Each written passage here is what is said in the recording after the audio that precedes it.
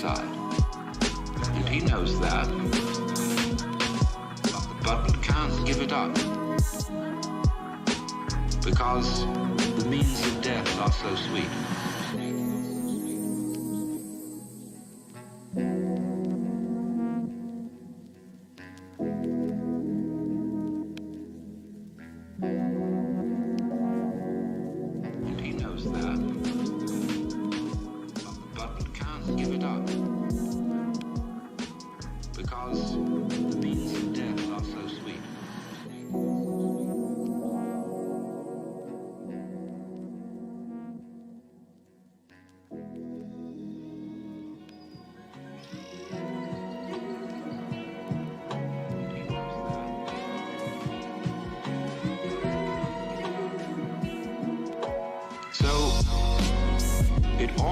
Down to this basic question, that human beings have for a long, long time been concerned about transforming their minds.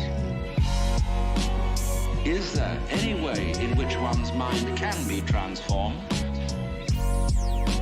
Or is it simply a process which is nothing more than a vicious circle? I could ask, why have you come here? What were you looking for? Why have you come here? What were you looking for? Why have you come here? What were you looking for? Why have you come here?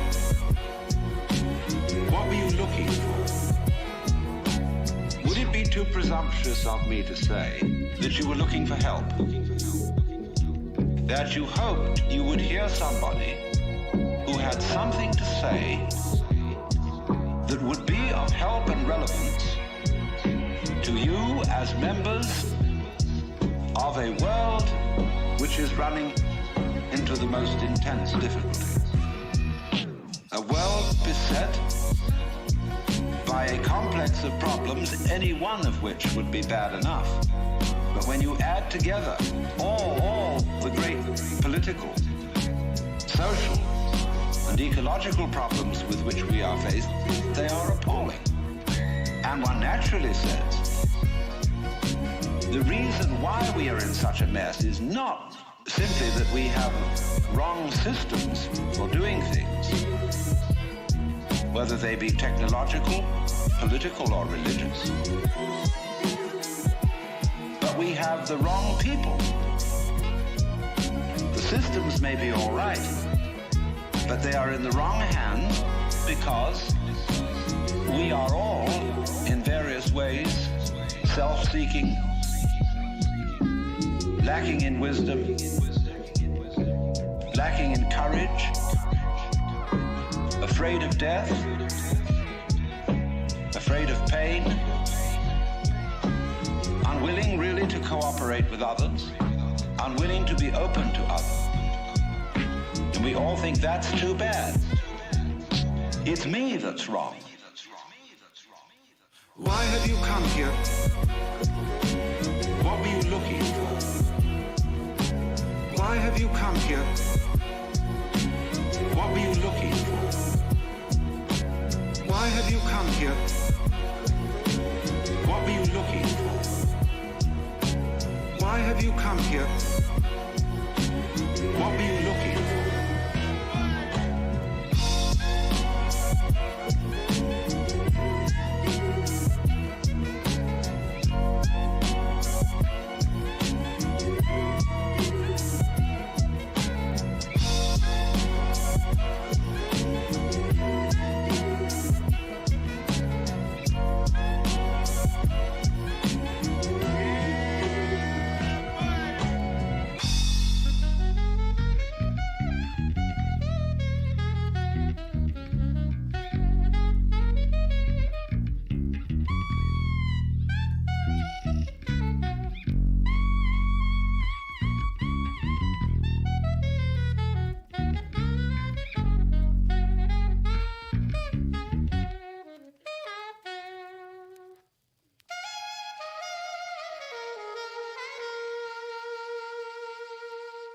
It's me that's wrong.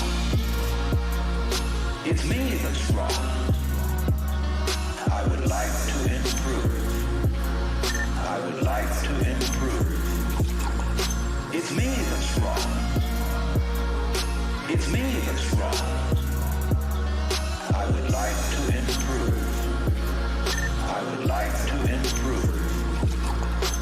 if only I could be the right person.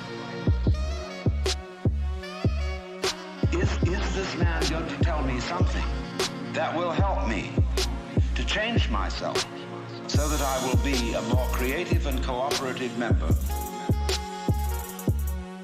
of the human race? I would like to improve. It's me that's wrong. It's me that's wrong. I would like to improve.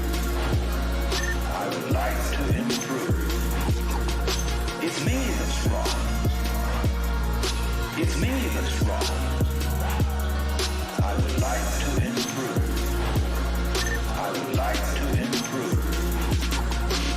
So in so many people's minds and from so many different angles, there is this urgent feeling that I must improve me. And this is critically important. Because it's obvious, at least it's superficially obvious, that the way things are, we are going to hell fast. Now in this question, can I improve me? There is the obvious difficulty that if I am in need of improvement, the person who's going to do the improving is the one who needs to be improved. And there immediately we have a vicious circle. It's me that's wrong. It's me that's wrong. I would like to improve. I would like to improve. It's me that's wrong. It's me that's wrong. I would like to improve. I would like to improve.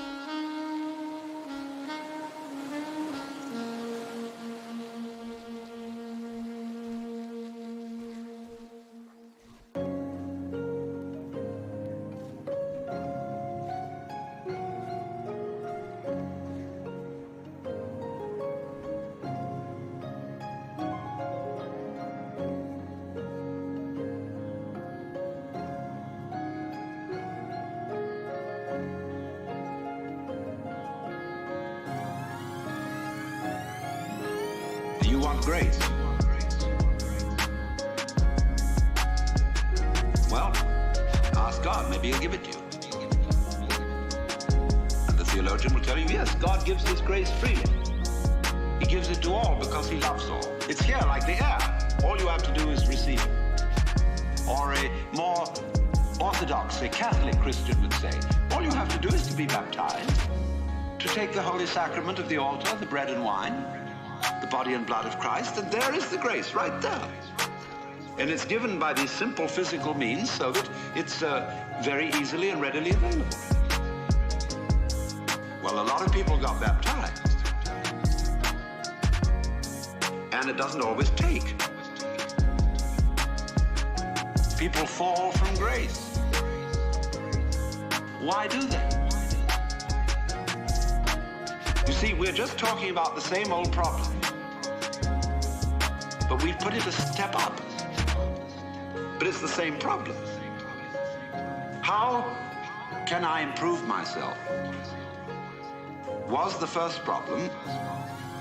The second problem is, do you want grace?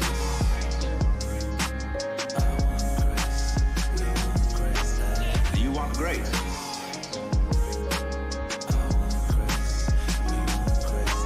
Do you want grace?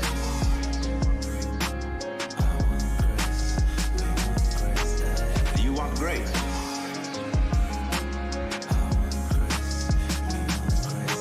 How can I accept grace? They're both the same problem.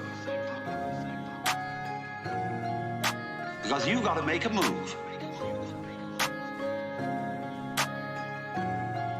which will put yourself out of your own control into the control of a better. If you don't believe in the Christian kind of a God, you can believe in the Hindu kind of a God, who is your inner self. You see, you've got a lower self, which you can call your ego. That's that little scoundrelous fellow. Always out for me. But behind the ego, there is the Atman, the inner self, the inward light, as Quakers would call it, the real self, the spirit, which is substantially identical with God.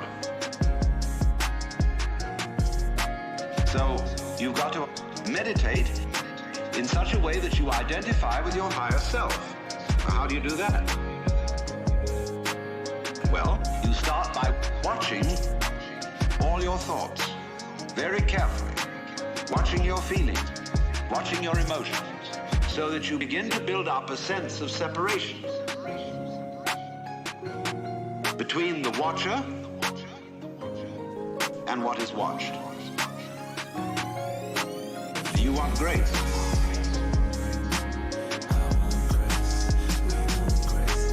Do you want grace?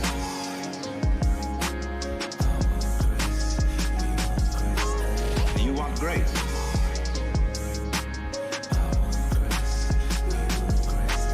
Do you want grace?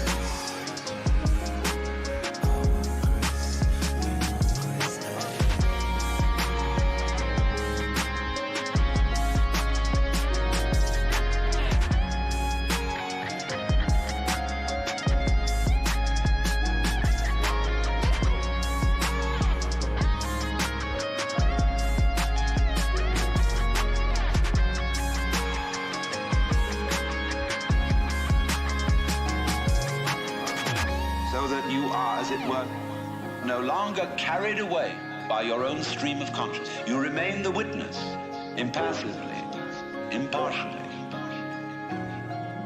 suspending judgment and watching it all go on. That seems to be something like progress. At least you're taking an objective view of what is going on. Of what is going on. You are beginning to be in a position to control it. But just wait a minute. Who is this self behind the self? The watching self. Can you watch that one? It's interesting if you do.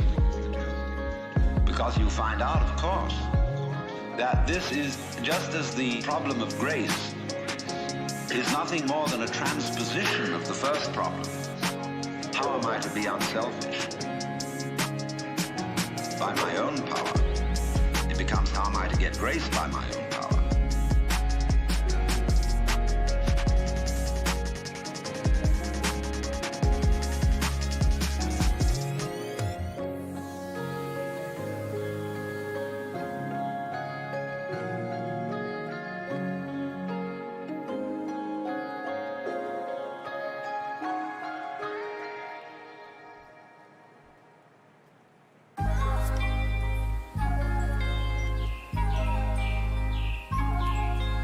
So in the same way, we find that the watching self, or the observing self, behind all our thoughts and feelings, is itself a thought.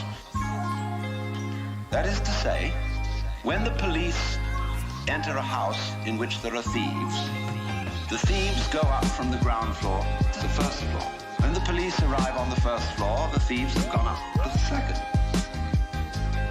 and so to the third, and finally out to the roof.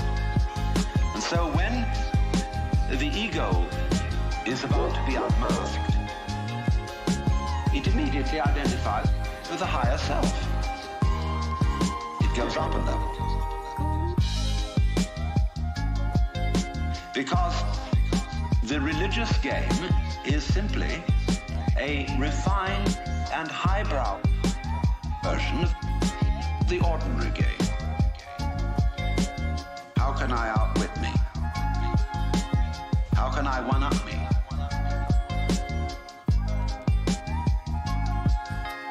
So, if I find, for example, that in the quest for pleasure, the ordinary pleasures of the world, food, sex, power, food, sex, power, all this becomes a drag, and I think, no, it isn't there, so I go in for the arts, literature, poetry, music, and I absorb myself in those pleasures, food, sex, power, and I absorb myself in literature, poetry, music, those pleasures, food, sex, power, and I absorb myself in literature, poetry, music, food, sex, power, literature, poetry, music, food, sex, power. And after a while, they aren't the answer. So I go to psychoanalysis. And then I found out that's not the answer. I go to religion. But I'm still seeking what I was seeking when I wanted candy bars. I want to get that goodie. Only I see now that, of course, it's not going to be a material goodie. All material goodies fall apart. But maybe there's a spiritual goodies that's not going to fall apart. But in that quest, the quest is not different from the quest for the candy bar. Same old story. Only you've refined the candy bar, made it abstract and holy and blessed and so on. So it is with the higher self. The higher self's your old ego. And you sure hope it is eternal. Food, sex, power, I absorb myself in literature, poetry, music, those pleasures. Food, sex, power, I absorb myself in literature, poetry, music, those pleasures. Food, sex, power, I absorb myself in literature, poetry, music, those pleasures. Food, sex, power.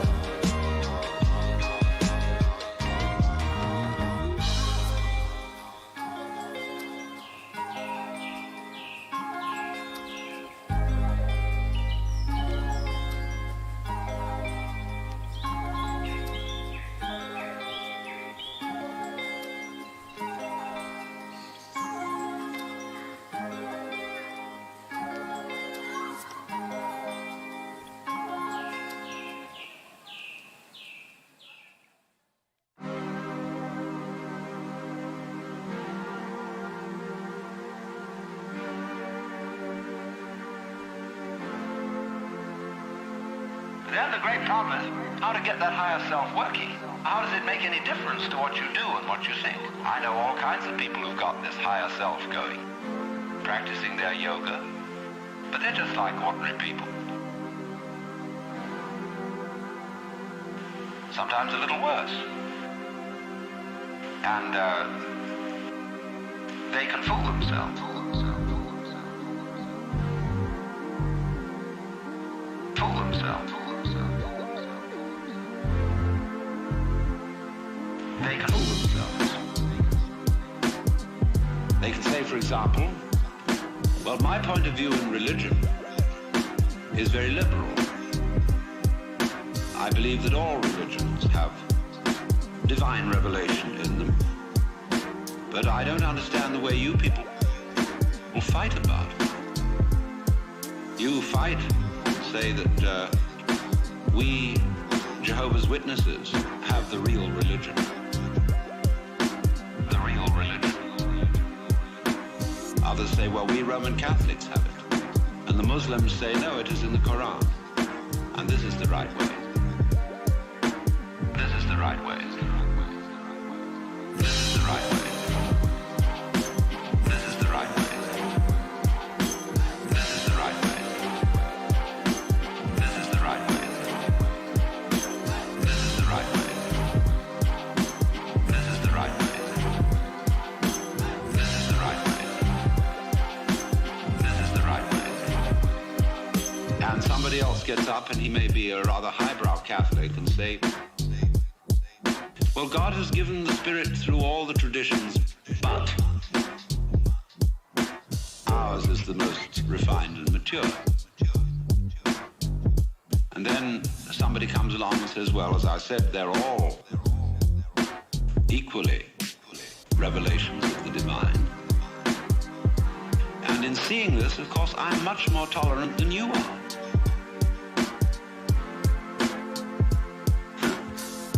You see how that game is going to work? See, I could take this position.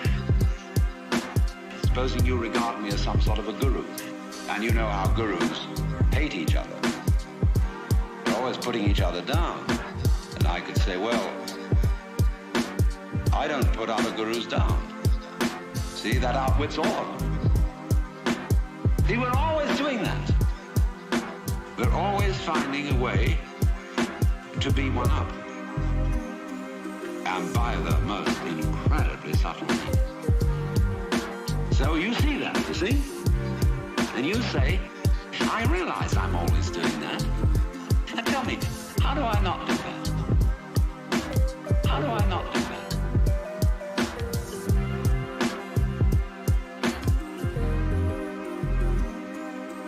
This is the right way.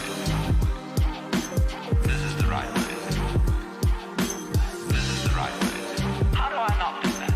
This is the right way. How do I not do that? This is the right way. This is the right way. This is the right way. How do I not do that? This is the right way. How do I not do that? Say, why do you want to know?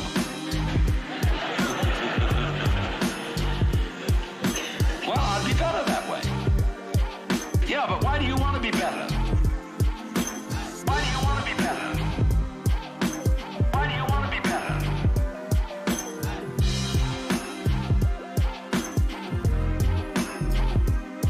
You see, the reason you want to be better is the reason why you aren't.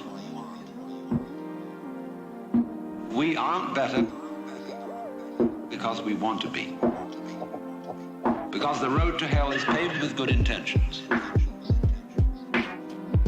Because all the do-gooders in the world, whether they're doing good for others or doing it for themselves, are troublemakers. Troublemakers. On the basis of kindly let me help you or you'll drown, said the monkey, putting the fish safely up a tree. Kindly let me help you or you'll drown, said the monkey, putting the fish safely up a tree. Kindly let me help you or you'll drown, said the monkey, putting the fish safely up a tree. Kindly let me help you or you'll drown, said the monkey, putting the fish safely up a tree. Kindly let me help you or you'll drown, said the monkey, putting the fish safely up a tree. Kindly let me help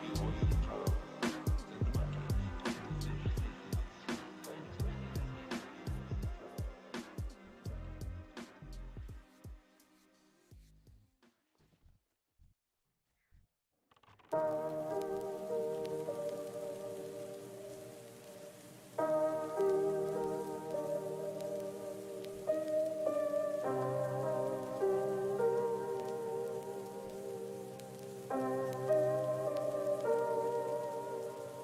safely up a white Anglo-Saxon Protestants, British, German, American, have been on a rampage for the past 100 or more years.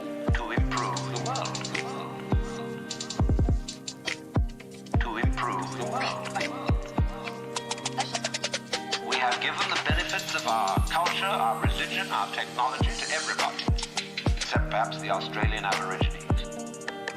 And we have insisted that they receive the benefits of our culture, even our political styles, our democracy. You had better be democratic, or we'll shoot you. And having conferred these blessings all over the place, we wonder why everybody hates us.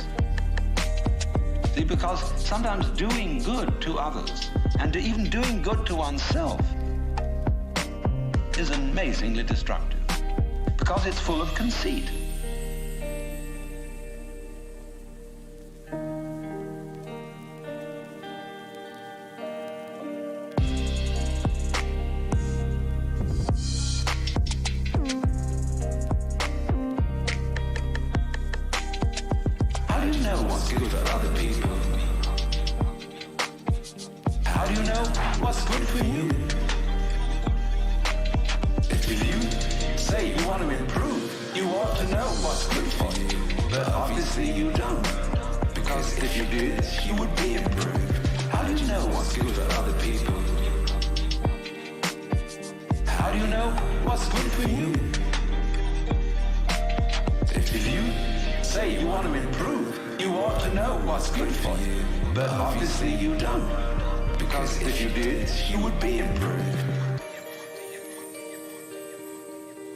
We don't know. It's like the problem of geneticists, which they face today. I went to a meeting of geneticists not so long ago where they gathered in a group of philosophers and theologians and said, now look here, we need help. We now are on the verge of figuring out how to breed any kind of human character we would want to have. We can give you saints, philosophers, scientists, great politicians, anything you want. Just tell us. What kind of human beings ought we to be? So, I said, how will those of us who are genetically unregenerate make up our minds what genetically generate people might be? Because I'm afraid very much that our selection of virtues may not work. It may be like, for example, this new kind of high-yield grain, which is becoming ecologically destructive. But when we interfere with the processes of nature and breed efficient plants and efficient animals, there's always some way in which we have to pay for it. And I can well see that eugenically produced human beings might be dreadful. We could have a plague of virtuous people. You realize that? Do you realize that? Any animal considered in itself is virtuous, does its thing, but in crowds they're awful. Like a crowd of ants or locusts on the rampage. They're all perfectly good animals, but it's just too much.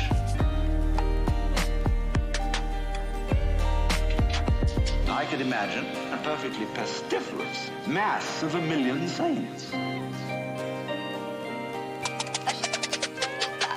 How do you know what's good for other people? How do you know what's good for you? If you say you want to improve, you ought to know what's good for you. But obviously you don't. Because if you did, you would be improved. How do you know what's good for other people? How do you know what's good for you? If you say you want to improve, you ought to know what's good for you. But obviously you don't. Because if you did, you would be improved.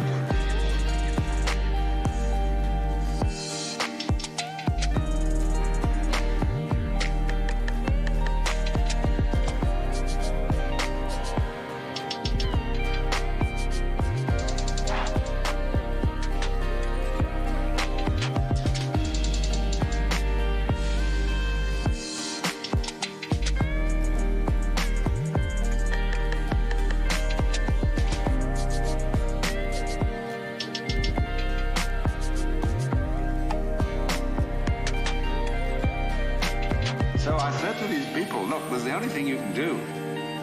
Just be sure that a vast variety of human beings is maintained. Don't please breed us down to a few excellent types. Excellent for what? Excellent for what? We never know how circumstances are going to change and how our need for different kinds of people changes.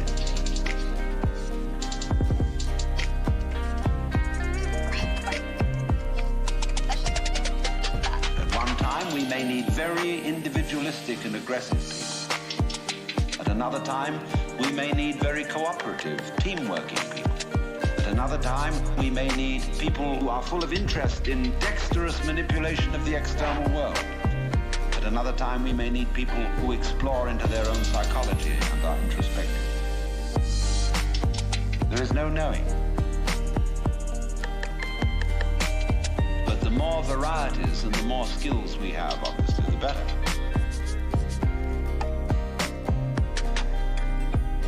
So you see, here again, the problem comes out in genetics. We do not really know how to interfere with the way the world is.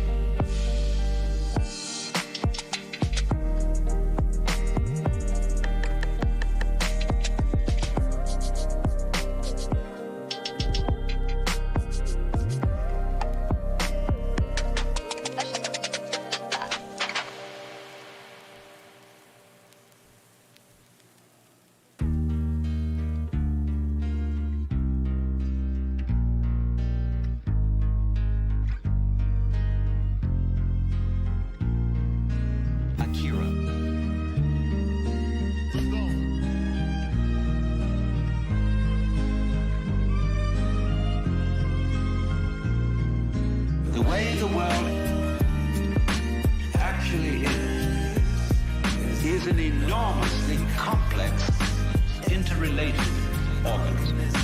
The way the world actually is an enormously complex, interrelated organism.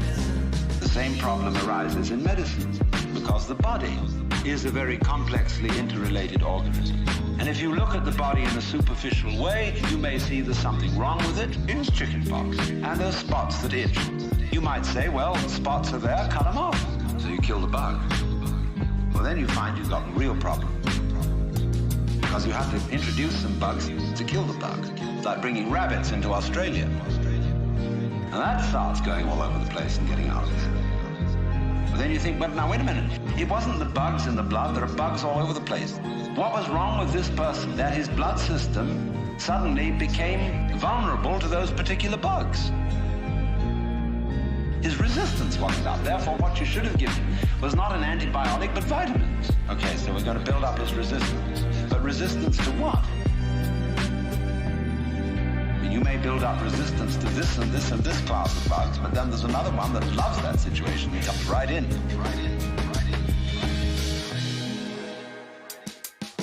The way the world actually is an enormously complex, interrelated organism. The way the world actually is an enormously complex, interrelated organism.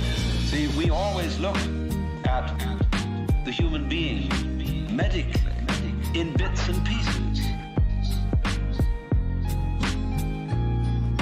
Because we have heart specialists, lung specialists, bone specialists, nerve specialists, and so on.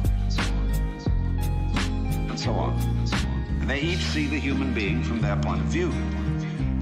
There are a few generalists, but they realize the human body is so complicated that no one mind can understand it. And furthermore, supposing we do succeed in healing all these people of their diseases, what do we then do about the population problem? I mean, we've stopped cholera, the black bubonic plague, we're getting the better of tuberculosis, we may fix cancer and heart disease. Then what will people die of? Well, then let's go on living. When the enormous quantities of it. Then we have to fix this birth thing. Pills for everybody. Then we find what are the effects, the side effects of those pills? What are the psychological effects upon men and women of not breeding children in the usual way? We don't know. We don't know. We don't know. We don't know. We don't know. We don't know. The way the world actually is an enormously complex, interrelated organism. The way the world actually is an enormously complex, interrelated organism.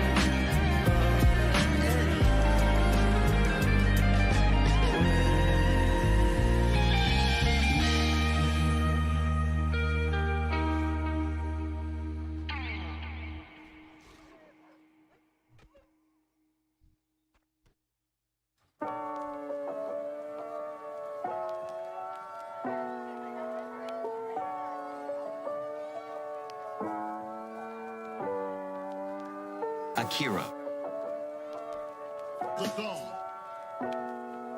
He's got clout. And what seems a good thing today turns out tomorrow to have been a disaster. What seemed in the moral and spiritual sphere too, like great virtues in times past, are easily seen today as hideous evil. Let's take, for example, the Inquisition. In its own day, among Catholics, the Holy Inquisition was regarded as we today regard the practice of psychiatry. You see, you feel that in curing a person of cancer, almost anything is justified. The most complex operation, the most weird surgery. People suspended for days and days on end on the end of tubes with X-ray penetration, burning. People undergoing shock treatment, people locked in the colorless, monotonous corridors of mental institutions. In all good faith, they knew that witchcraft and heresy were terrible things, awful plagues, imperiling people's souls forever and ever. So any means were justified to cure people of heresy. We don't change. We don't change. We're doing the same thing today, but under different names. We don't change.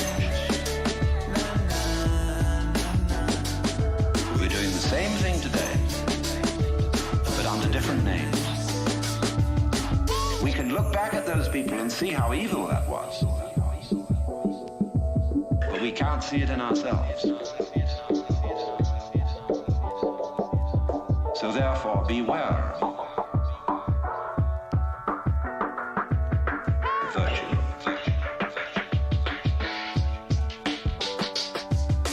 We don't.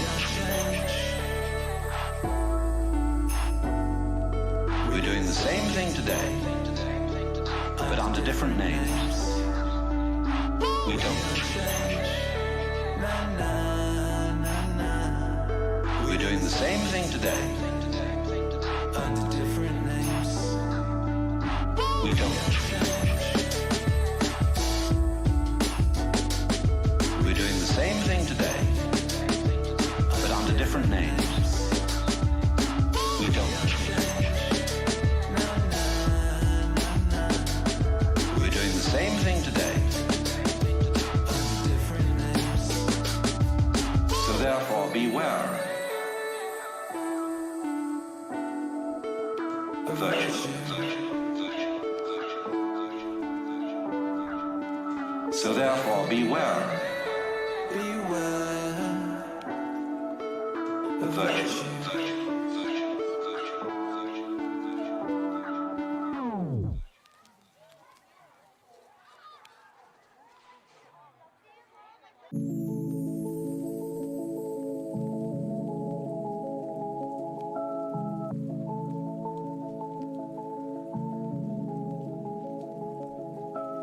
Lao Tzu, the Chinese philosopher, said, "The highest virtue is not virtue, and therefore really is virtue. But inferior virtue cannot let go of being virtue, and therefore is not virtue." Translated in more of a periphrastic way, the highest virtue is not conscious of itself as virtue, and therefore really is virtue. The highest virtue is not conscious of itself as virtue, and therefore really is virtue. Lower virtue is so self-conscious that it's not virtue. That it's not virtue.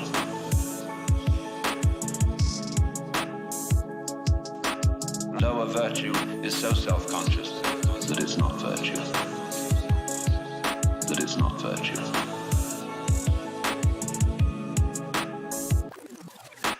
In other words, when you breathe, you don't congratulate yourself on being virtue. But breathing is a great virtue. It's living. It's living. When you come out with beautiful eyes, blue or brown or green as the case may be, you don't congratulate yourself for having grown one of the most fabulous jewels on earth. So it's just eyes. And you don't account it a virtue. To see, to entertain the miracles of color and form. You say, oh, that's just... But that's real virtue.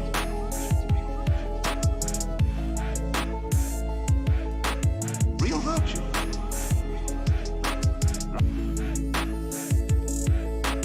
Real virtue.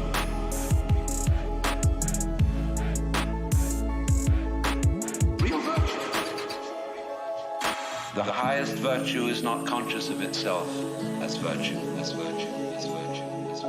and therefore really is virtue.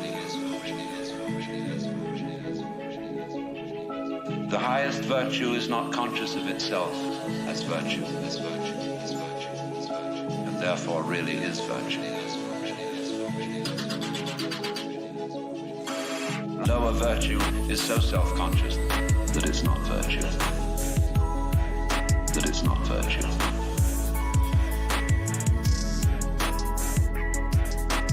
Lower virtue is so self-conscious that it's not virtue.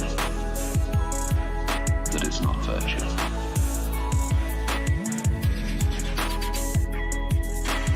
Virtue in the sense, the old sense of the word, a strength. As when we talk about the healing virtue of a plant. That's real virtue. But the other virtues are stuck on. They're ersatz. They're imitation virtues. And they usually create trouble. Because more diabolical things are done in the name of righteousness. And be assured that everybody of whatever nationality or political frame of mind or religion always goes to war with a sense of complete rightness. The other side is the devil. Our opponents, whether in China or Russia or Vietnam, have the same feeling of righteousness about what they're doing as we have on our side. And a plague on both houses. Because, as Confucius said, the goody-goodies are the thieves of virtue.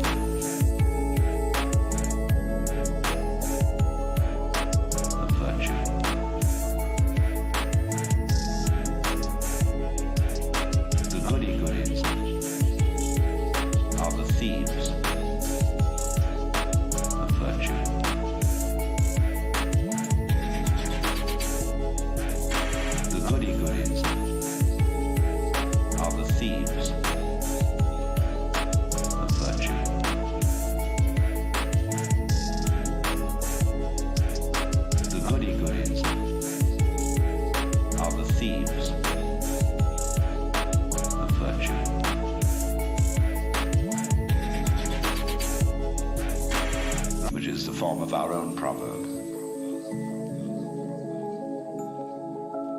The road to hell is paved with good intention.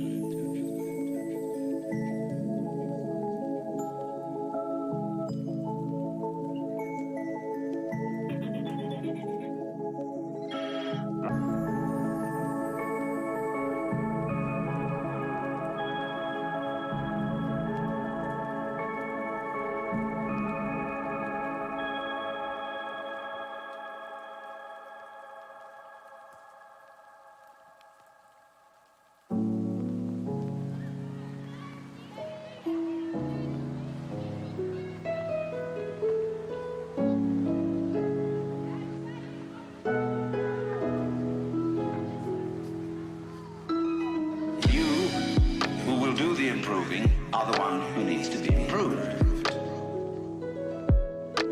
And this also goes for society. You who will do the improving are the one who needs to be improved. And this also goes for society. We can change society. We can get enormous enthusiasm going out of the idea that there is a revolution afoot and that this revolution is going to set everything to right. Do you know a revolution that ever set anything to right? Whether the revolution came from the left wing or from the right wing, the best forms of government that have ever existed in the world are those which muddled through. Well, they didn't have any very clear setup of control, but they muddle along. A kind of what I'll call controlled anarchy seems to work out better than anything else. When we have a great system and great power to put it into effect, there is always more violence, more bloodshed, more trouble. Always more violence, more bloodshed, more trouble. Always more violence, more bloodshed. It makes no difference whether it be Chairman Mao or Adolf Hitler.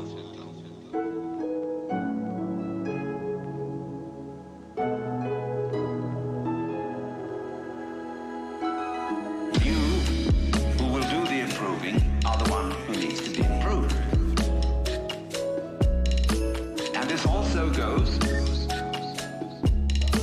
for society. You who will do the improving are the one who needs to be improved. And this also goes for society.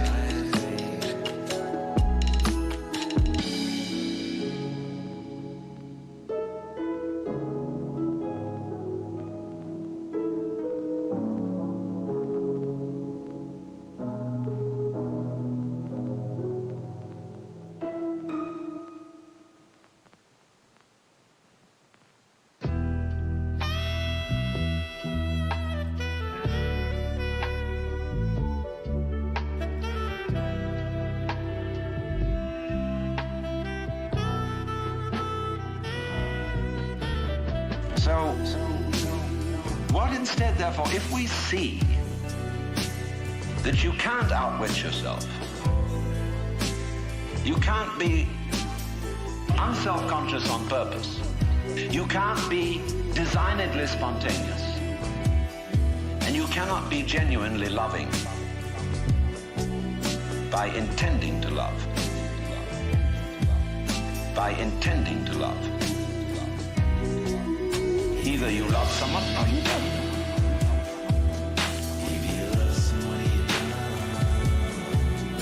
Either you love someone or you don't.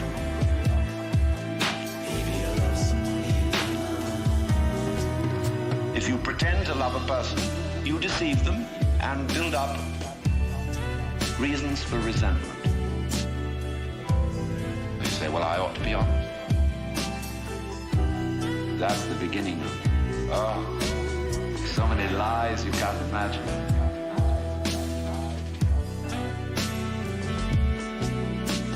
So many lies you can't imagine.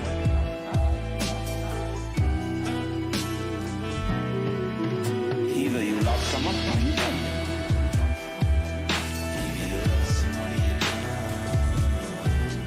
Either you love someone or you don't.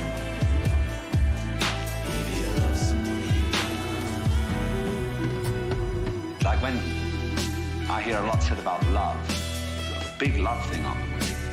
Everybody's got to love everybody. Everybody sings songs about love. Do you know what I do? I buy a gun and bar my door because I know there's a storm of hypocrisy brewing. I buy a gun and bar my door because I know there's a storm of hypocrisy brewing.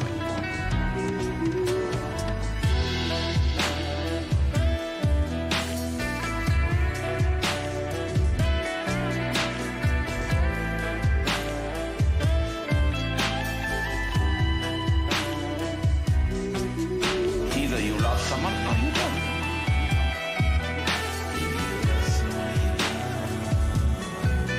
Either you love someone or you don't.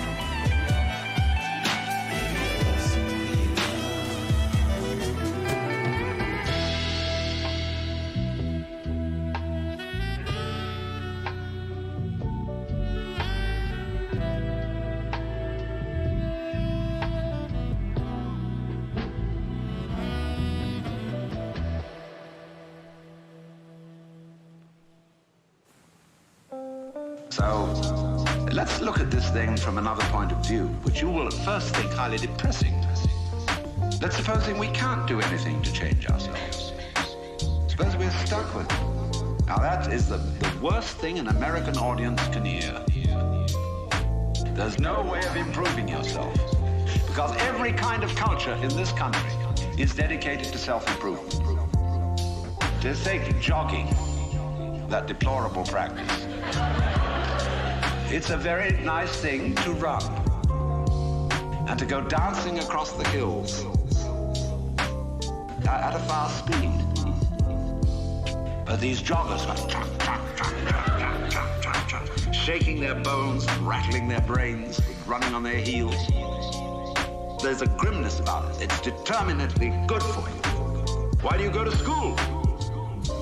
The whole point of coming to school is that you're interested in something. You don't come to improve yourself. But the trouble is that the schools got the wrong idea. They gave people honors for learning. The reward for studying French should be the ability to speak French and enjoy reading French and having fun with French people. But when you get a degree for it, then the degree becomes the point in a game of one-upmanship. And of course, one-upmanship is the main business of the educational community today. You learn all the rules of how to be a good professor.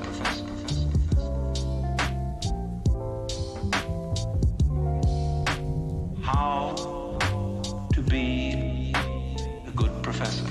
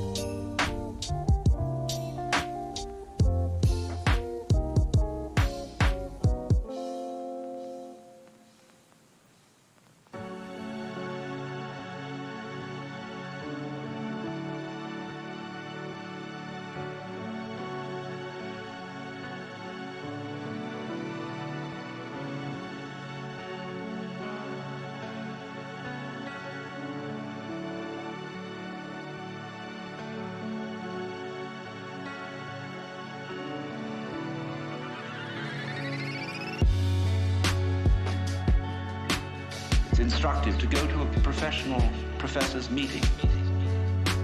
In my field, which is philosophy, you go to a congress of philosophers, and you'll find when they all get together in the bar or in the restaurant in somebody's room, the one thing they don't talk about is philosophy. It is very bad form indeed to show interest in philosophy among your colleagues.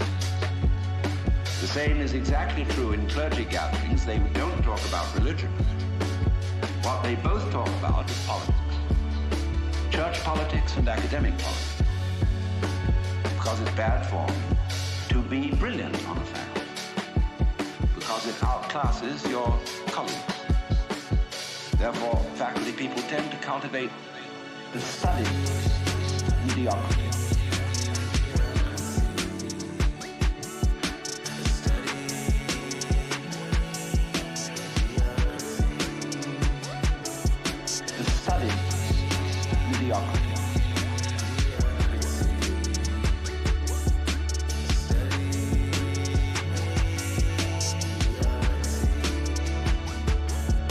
And you've got to watch out for that. I mean, if you get mobs of students coming to your lectures, you get pretty black looks from your colleagues.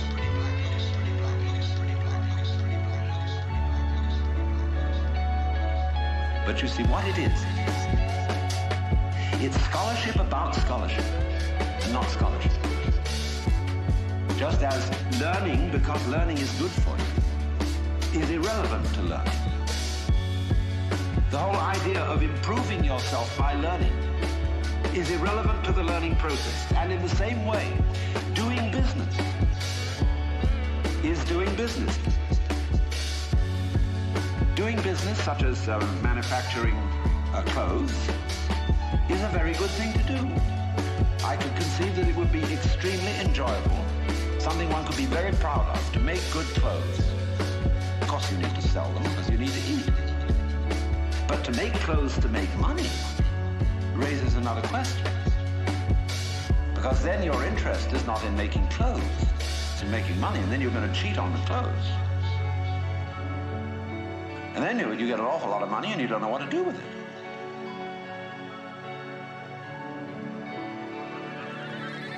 The study mediocrity.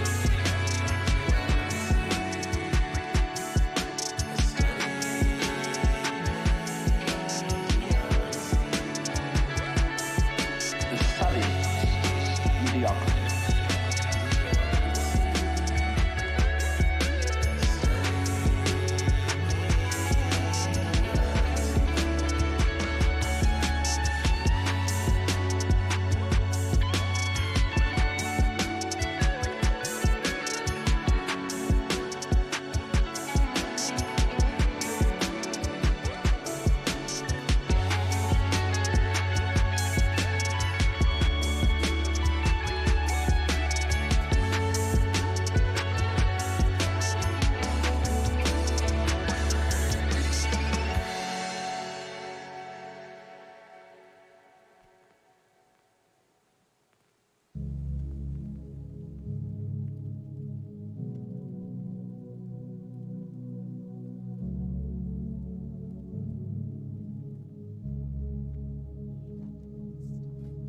You can't. You can't eat 10 roasts of beef in one day. Can't live in 6 houses at once. Can't drive 3 Rolls Royces at the same time. What do you do? Watch what is going on. Watch what happens. Nobody ever does this. Nobody ever does this. Watch what is going on. Watch what happens. Nobody ever does this. Nobody ever does this.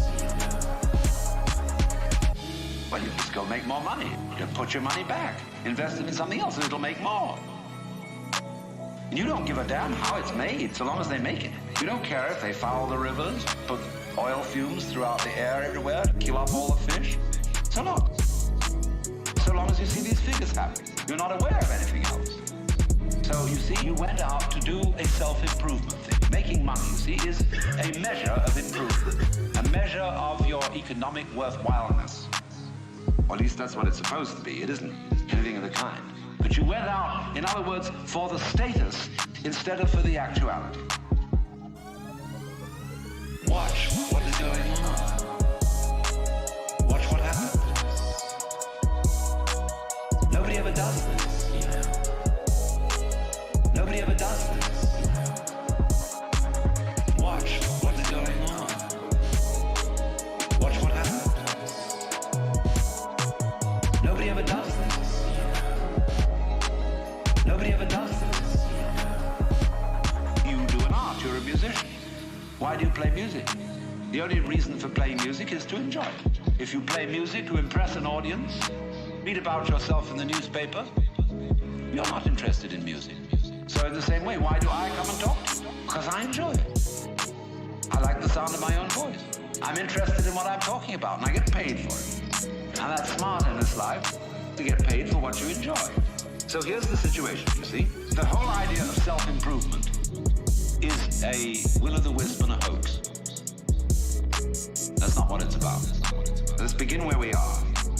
What happens if you know beyond any shadow of doubt that there is nothing you can do to be better?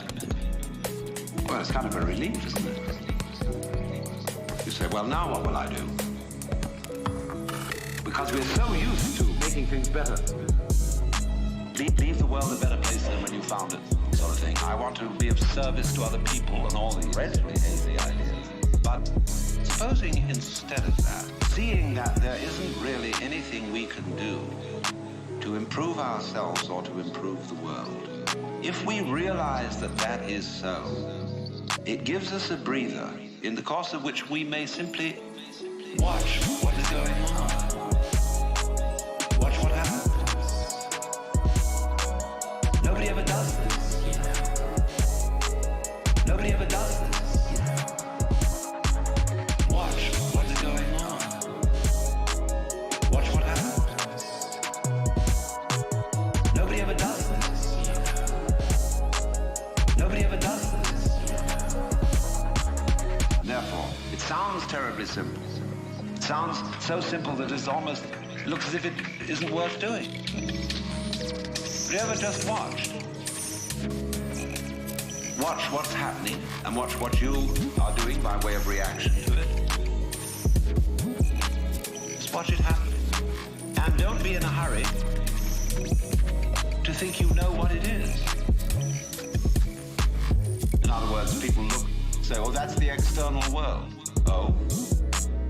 How do you know? The whole thing, from a neurological point of view, is happening in your head. That you think there is something outside the skull is a notion in your nervous system. There may or may not be. But it's a notion in your nervous system. You think this is the material world. Well, that's somebody's philosophical idea. You think it's spiritual. That too is somebody's philosophical idea. This real world is not spiritual. It is not material. The real world is simply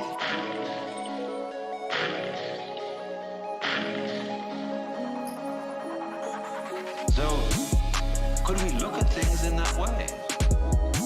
Without fixing labels, names, and gradations and judgments on everything? But watch what happens. Watch what we do.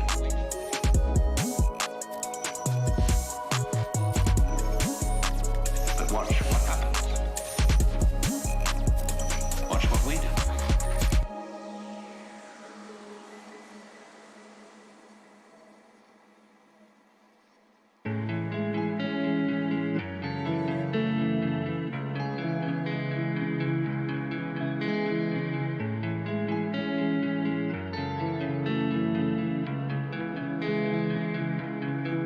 Now you see, if you do that, you do at least give yourself a chance. And it may be that when you are in this way freed from busybodiness and being out to improve everything, that your own nature will begin to take care of itself.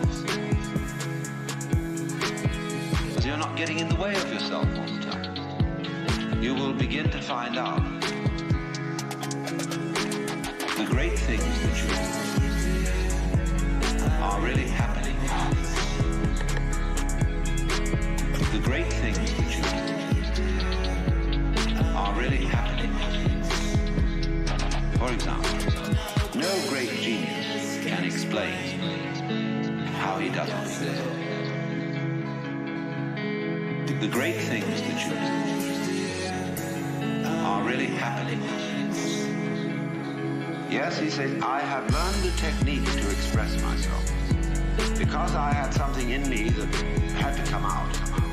If I were a musician, I had to learn how music is produced. If I want to describe something, I have to learn a language so that others can understand it. I need a technique. But then beyond that, I'm afraid I can't tell you how it was that I used that technique to express this mysterious thing I wanted to show you.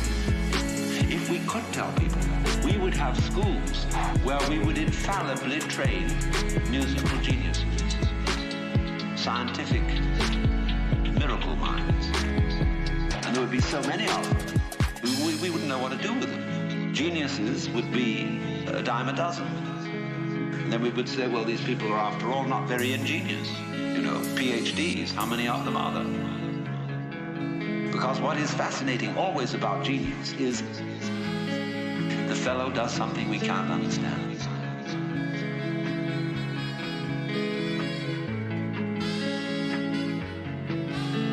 He surprises us.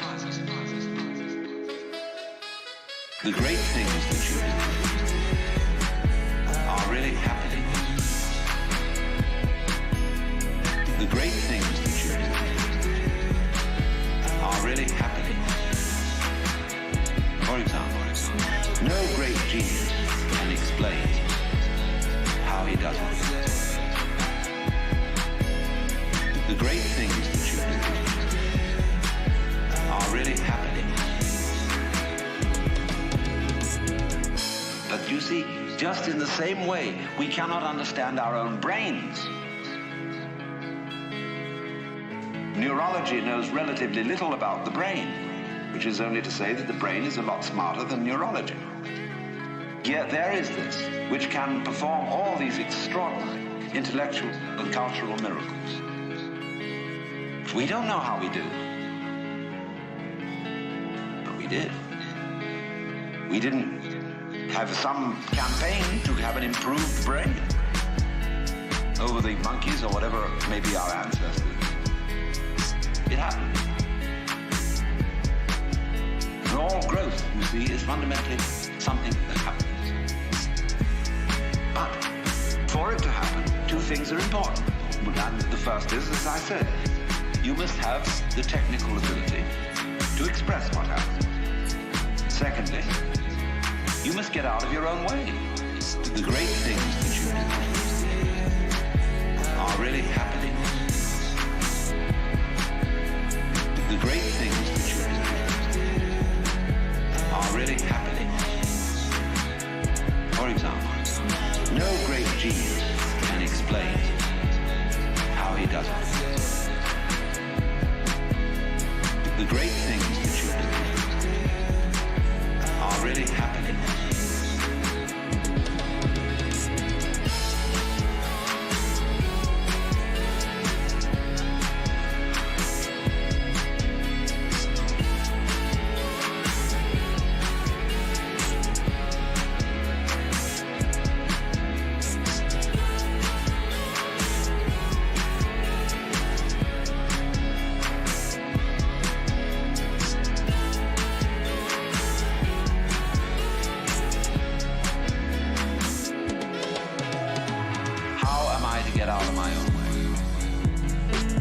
Showed you a system.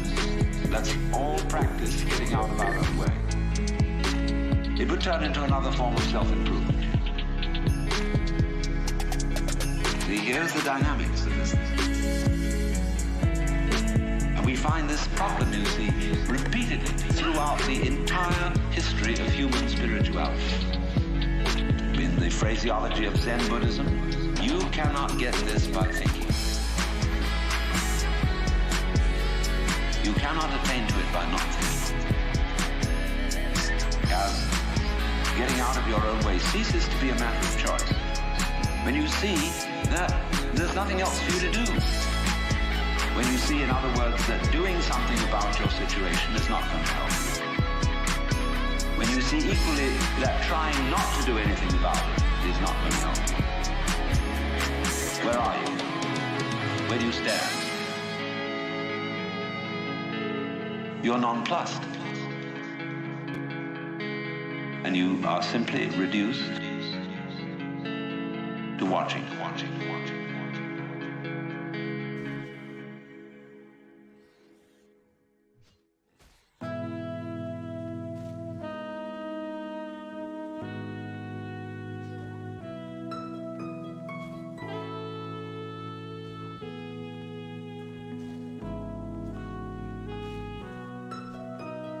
Now you may say, I need some help in this process, and therefore I am going to find someone else to help me.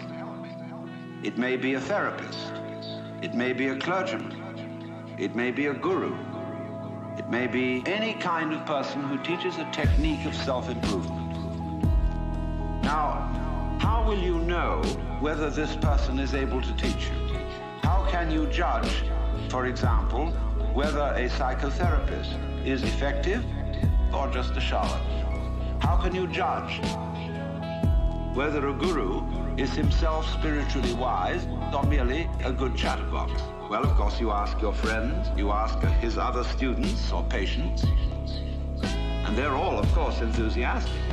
You have to be enthusiastic when you bought something expensive. If you bought an automobile which turned out to be a lemon, it's very difficult to admit that it was a lemon and that you were fooled.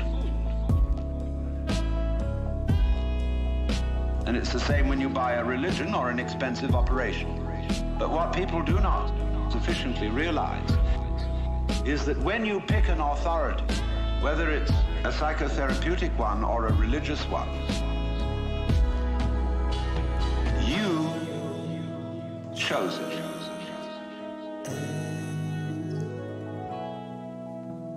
You chose it.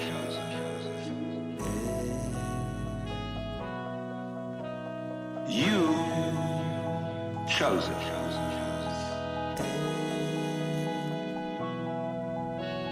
You chose it. In other words, that this fellow or this book or this system is the right one is your opinion. And how are you competent to judge?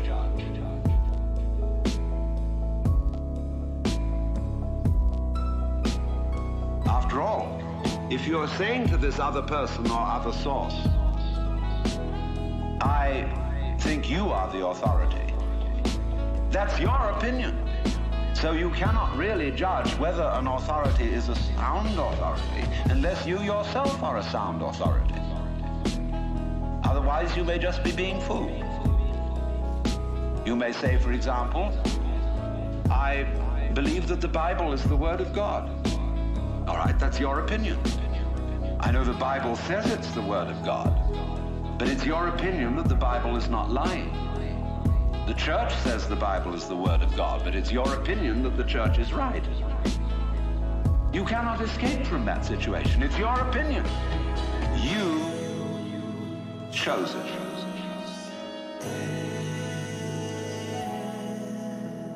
You chose it.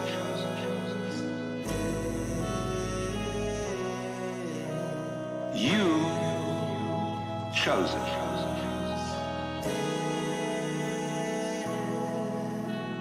You chose it.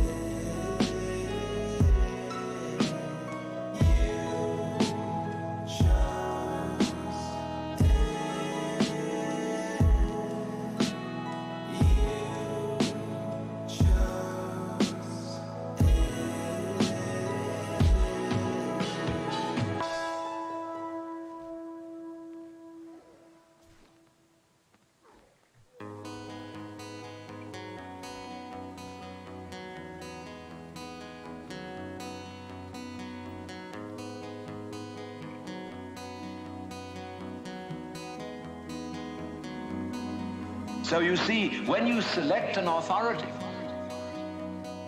who will help you to improve yourself, it's like hiring the police out of your tax money and putting them in charge of seeing that you obey the law. I mean, can't you take care of yourselves? I mean, is this the land of the free and the home of the brave, or isn't it? Nobody seems to want to be in charge of themselves,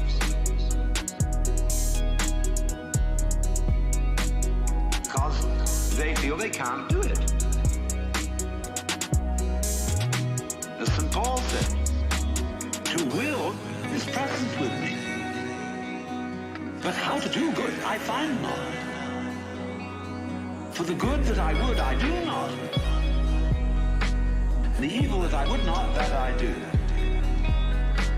To will is present with me, but how to do good I find not. For the good that I would, I do not. The evil that I would not, that I do. So there at once, we are in difficulty. Because trying to improve yourself is like trying to lift yourself up into the air by tugging at your own bootstraps. And it can't be done.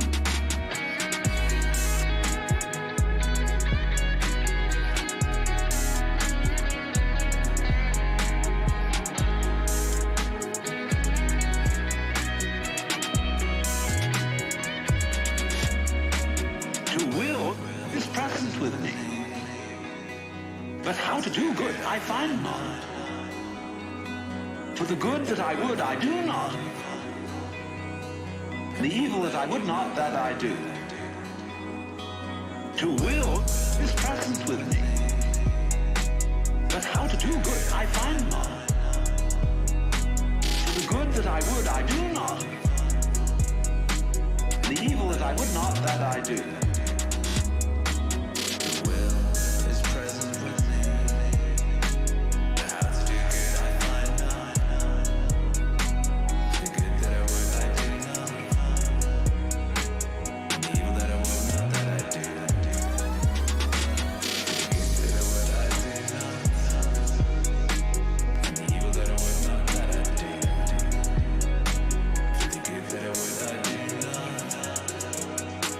And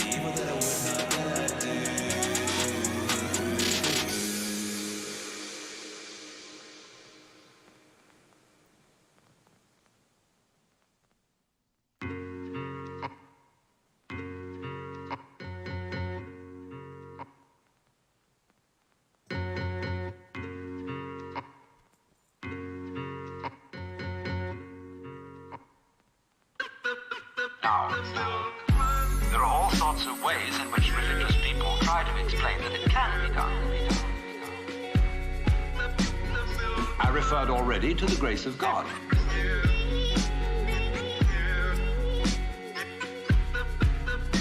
You say, no, you can't do the job yourself.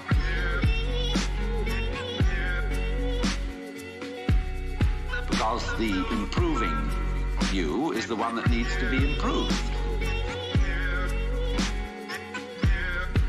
Therefore, you have to say, God, help me. Now, of course, that God exists is your opinion. That God will answer your prayer is your opinion. And your idea of God is your idea of God. If you bought somebody else's script, you bought it.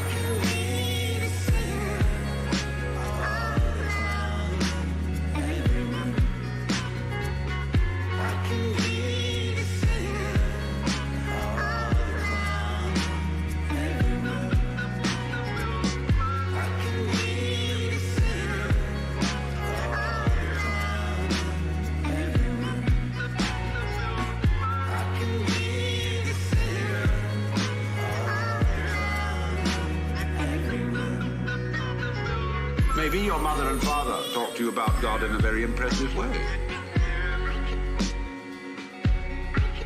But basically, you bought their idea.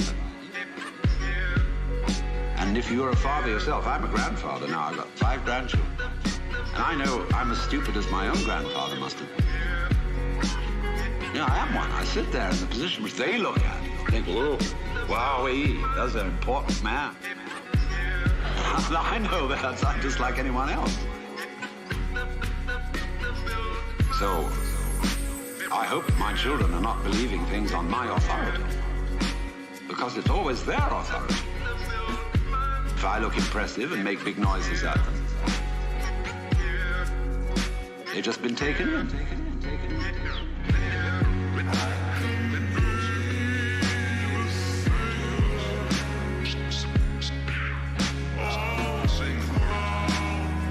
Sounds like an easy religion.